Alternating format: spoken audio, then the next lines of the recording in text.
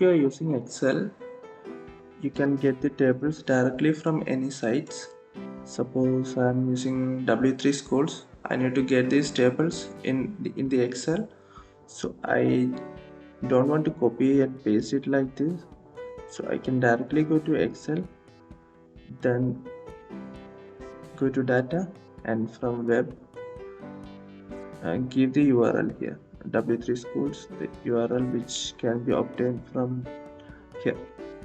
Copy this URL and paste it here and click on OK.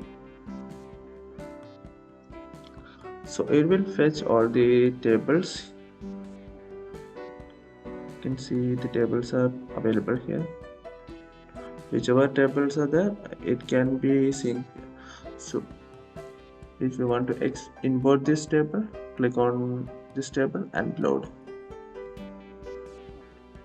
So this table got imported directly to Excel.